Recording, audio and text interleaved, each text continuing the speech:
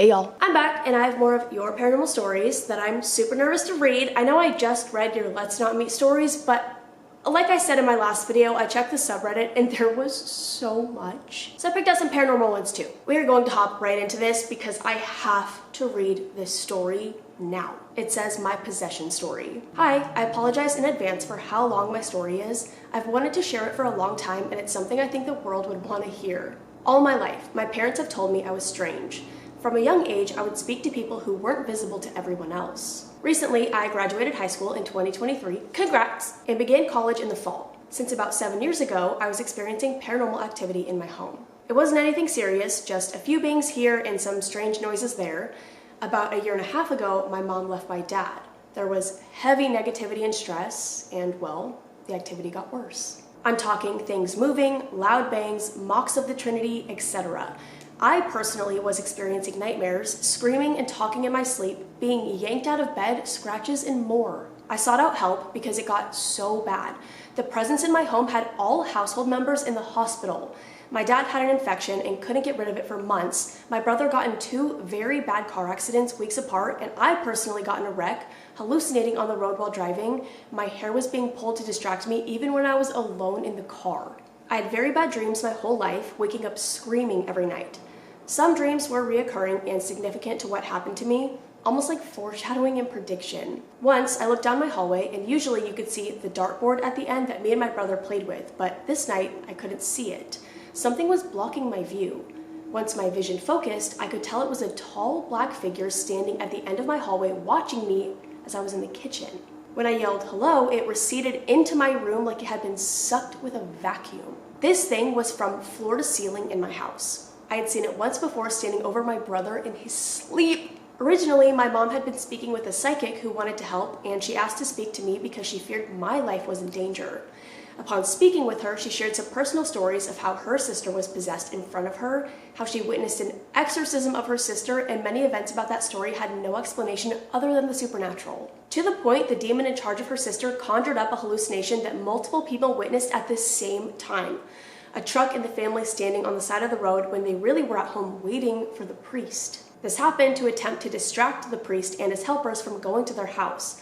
Upon looking in the rearview mirror of their vehicle, the hallucination vanished into mist. Anyway, back to my interaction with this lady. We met in a McDonald's because we wanted a lot of people around. You'll find out later why. While I was telling her my story and what I was going through, the booth we were sitting in got ice cold. Impossible for an AC or vent to do.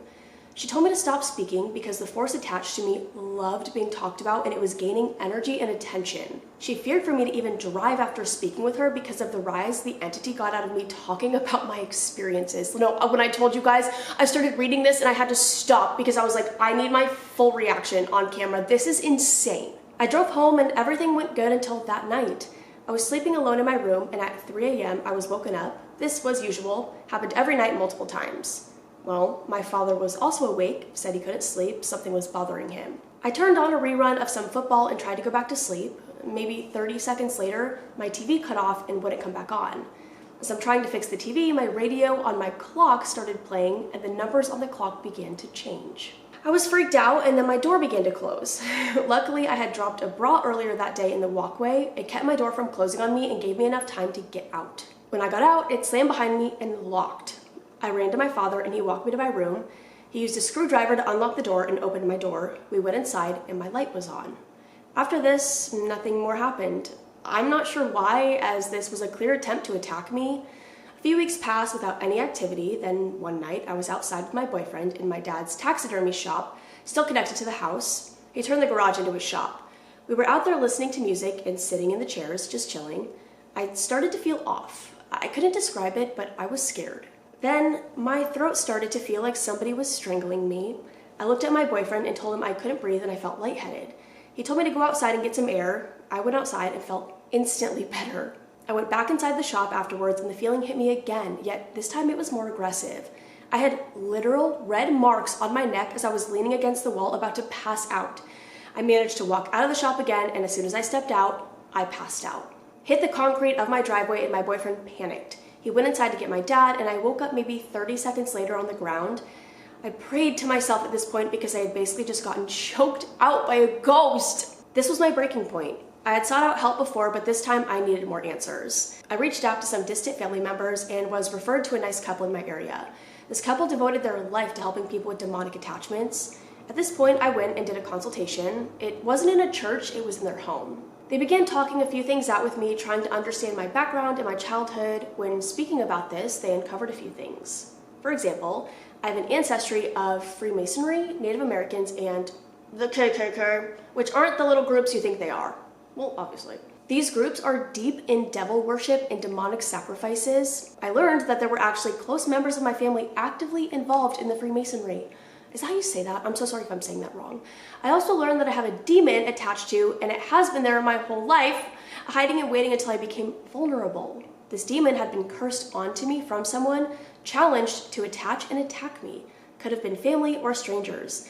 They explained my dreams as roots to the demon, and this was how it was attacking my subconscious and affecting my mental health, as well as draining the energy from my father, making him sick and in and out of the hospital. Throughout going to see them, I went every week. Once a week for counseling sessions that debunked some childhood trauma and connections this demon was attached to. They prayed over me and expelled the demon, along with some of his friends as well, causing anxiety, depression, anger, resentment, and unforgiveness. It took about 2 months of going to see them before I began to feel better. All the while, the activity at my house got progressively worse. My boyfriend began staying the night with me because we noticed that when he slept in the room with me, nothing happened. But when I was alone, I got attacked. In February of 2024, I was done seeing the couple because I was demon-free. If I hadn't sought help, they said in a year's time, I'd be fully possessed and my soul would be gone. This demon was slowly taking me away from people who could help. It was hurting my family and my household, attacking all of us. Even my boyfriend experienced some crazy events. My dogs would jump up at all hours of the night and chase things and bark at things that we couldn't see. Now my house is quiet. The activity stopped. I have personally blessed my home, car, and family members. I tell this story to make people aware of how powerful these things are. It's not how Hollywood presents it to us on the big screen. It's not head twisting and yelling in different voices. It's as simple as being angry and not being able to control it or dealing with physical experiences. The exorcism or cleansing is nothing like Hollywood portrays. It's simple and easy. Demons can be expelled through crying, coughing, sneezing, throwing up, all while being prayed over and attacking the demon by name. It's a process, and I was there for hours upon hours on the days I had to meet with these people. They made no money off of it and did it out of the kindness of their hearts to help people dealing with these demons. I genuinely think that is one of the wildest things I have ever read from one of you guys.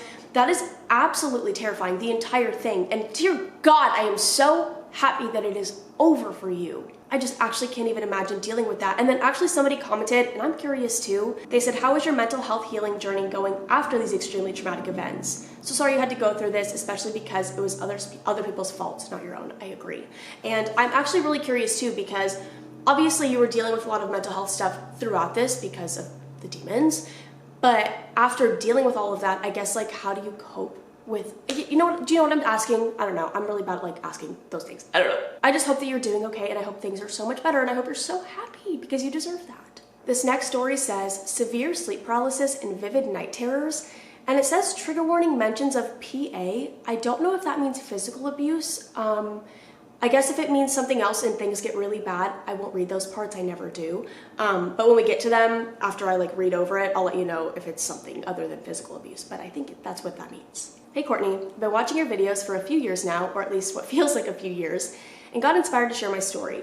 This may be quite long-winded because of the experiences I've encountered. I would label myself as a person with severe sleep paralysis because this has always been a constant in my life. My first experience with sleep paralysis was when I was 7 years old. I can't even imagine that. I remember the age as it had been shortly after I had been diagnosed as a type 1 diabetic. I remember this so vividly as it terrified me. It must have been around 3 a.m. at the time, as my brain auto-switches on around that time, usually to go to the bathroom or get something to drink. I remember opening my eyes and across from me was a little mirror. And at first, I hadn't thought much of it, but I saw Bloody Mary. To be more precise, it was the girl from The Exorcist that was laid at the foot of my bed. I managed to divert my eyes to the foot of the bed, but could not move my body. And when I tried, I was in excruciating pain. The sleep paralysis demon got on their knees and started to slowly crawl up to my face. It felt like hours had gone by when it reached my face. No sound was coming from it, but I was absolutely terrified to say the least. I couldn't move, scream, or cry. All I could do was make direct eye contact with it. I wanted nothing more than for it to be gone. At 7 years old, I don't really sleep. I haven't slept well since I was a child, and I am now a 23-year-old female. The nightmares I have are so realistic, and it terrifies me. It's currently 8:30 a.m. as I'm writing this, and I've been up for hours. I woke up at 1 a.m. because of a nightmare and haven't been able to go back to sleep. My cat got me out of the nightmare that I felt trapped in. I must have been crying in my sleep, and he was laid on my chest knitting me. Does that mean, I think they meant kneading, with a worried look in his eyes, but for that I am grateful. And now I'll get into the nightmare. I love your cat already for getting you out of this. It started off as a normal dream. It was the wedding of me and my boyfriend. I look to be 26 or 27 years old here. We say our I-dos and dance the night away. We're in our honeymoon, and well, we're about to consummate the marriage. But that was quickly interrupted by my dead grandfather. He's been dead since my mother had been pregnant with me, but I've always felt as if he had been with me, which of course shocked me. In my dream, I was crying and felt terrified to see him. He doesn't look any different from the pictures I've seen of him, still his 50-year-old self. In my dream, he told me that I shouldn't be married to this wacko and that nothing good would come from it. After he said that, he was gone. It was as if he turned into a million particles of glitter and was just gone. In my dream, I ignored it completely and put it down to my nerves. So as freshly husband and wife do, we get down to business. And during this, we had been interrupted again by my abusive ex, who decided he wanted another piece of me, and my husband gave him free will to do so. Oh my God. He got up, got dressed, and walked out of the room. Hang on, I'm gonna read through this. Okay, they even said I don't want to get into the details of what happened, but let's just say I'm terrified. It felt like I was being hurt in a million different ways. It still haunts me and has haunted me for the past 6 years. Quick context, I was 17 and he was 20 years old when we were together. I hoped that nightmare would come to an end, but it didn't. It kept going. My husband came back into the room with the same smile that my ex had on his face, pulled out a knife, stabbed me. This is where my cat woke me up. And again, I am so very grateful that he did. I don't even think words can describe how sorry I am, because that, I know it was a dream. I don't care if it was a dream, especially sleep paralysis. I'm sure that felt so real, and I literally can't even fucking imagine that. I just can't. There weren't that many details included in that, but even some of the details, I feel so, I just can't bring myself to say that, especially in a video. It's very triggering. I am so sorry. Dear God, I really hope you never have anything like that happen again. Is there like anything you can do for sleep paralysis? Like, is there any sort of fucking treatment for that? Because to go through that, I mean, they have to come up with something. They just have to. This next story says, my Aunt Cassie has been haunted her whole life.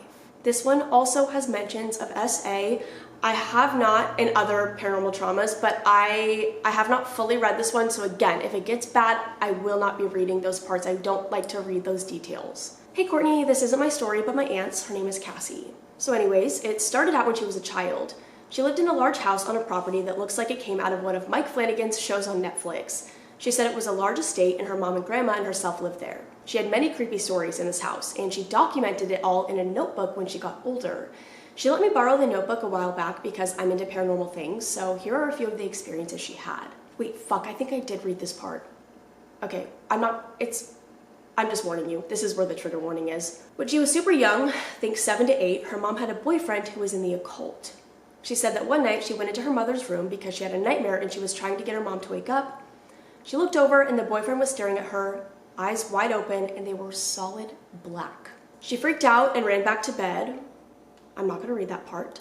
When she told her mom and grandma, you can put the fucking pieces together, the man disappeared. She said he never came around and they never spoke of him anymore. She was a little older now and her mom had bought her a large teddy bear. Think the Snuggles detergent bear. She had him around her all the time and she said she loved him. But then one day when she was at school, the grandma was home alone with the bear. Cassie came home from school that day. The bear was in the fire pit outside burning to a crisp. When she asked her grandma what happened, she sat her down and told her the bear started talking. She was in the kitchen making tea and she heard someone talking in the living room, so she thought that Cassie's mom had come home or something. She walked into the room and she looked over to the couch and the bear was standing up talking about unaliving the whole family. So grandma said she grabbed him and took him outside and burned him. She said he even screamed as she lit him on fire. What the act? On another night, Cassie was in bed, and she said it was a few hours after she had gone to bed, and she woke up and her whole room was blood red, and at the foot of her bed was a man, the devil, smiling at her. She grabbed her Bible and started reading until she fell back asleep. She also mentions in the notebook that there was a spirit that walked the halls of the estate and drug chains around, and another who was an old man who wore overalls. She saw them many different times. When she was a teenager, she began dating my uncle, and he came over one night and they were hanging out. He saw the man with the overalls down the hallway and got freaked out and decided to go home. When he got home, he swore that he was lying in bed and the bed began shaking. Her notebook was full of paranormal stories from her life, but these were some of the highlights about that house. The house mysteriously burned down, taking her grandma with it, and they never figured out what happened. My aunt and uncle got married and were married 30 years, had 3 kids together, but after the first child, a daughter, was born, the hauntings picked back up again, with their daughter starting to complain of the closet man. They reached out to paranormal investigators who concluded that my aunt and cousin have ESP, and spirits or demons or whatever are drawn to the woman in their family. They said they believed the boyfriend of her mom had attached something to her, whether it be by the things that he did to her or in the afterlife. But they said it seems like something is after her and her children. They then had a second girl, and it got worse. After that, they had their third, and it all stopped. He was a boy. She wanted to try and forget about all of it, but my uncle was obsessed and continued to try and see what would happen if he provoked it. So after the spirit started after my cousins, her daughters, it would throw things at the girls and grab them and push them down.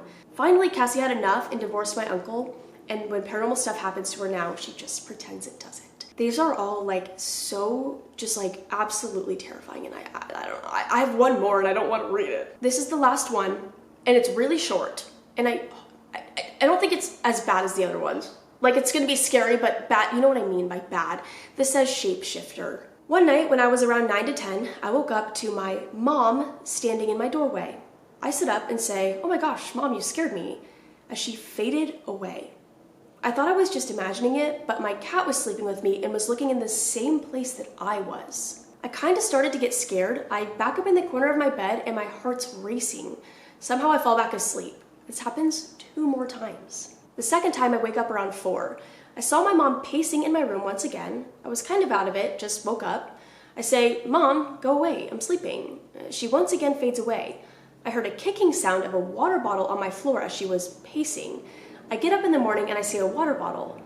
I just thought to myself that I was imagining it as my cat was eating around 2 feet away from my mom pacing. Last time it was the shortest. I have a desk right by my bed, so I was sleeping right next to it. I also have a chair that's right next to me as well. I wake up to rustling next to me and I see my brother's in my desk drawer.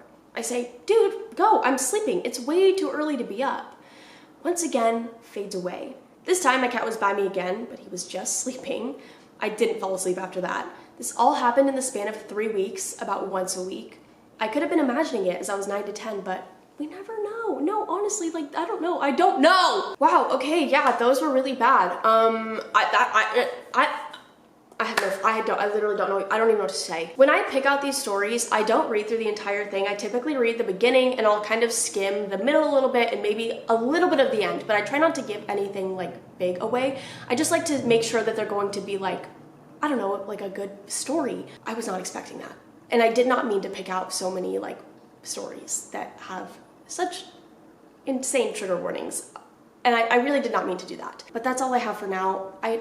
I'm not even gonna say I hope you enjoyed. I'm not even gonna say it. If you have any other stories you want to share with me or the community, I will have my subreddit linked down below. And I'm gonna be so for real. It feels so wrong to ramble about nothing after that, so I think I'm gonna cancel the ramble for this video. So I am gonna go, but I actually do want to say this really quickly.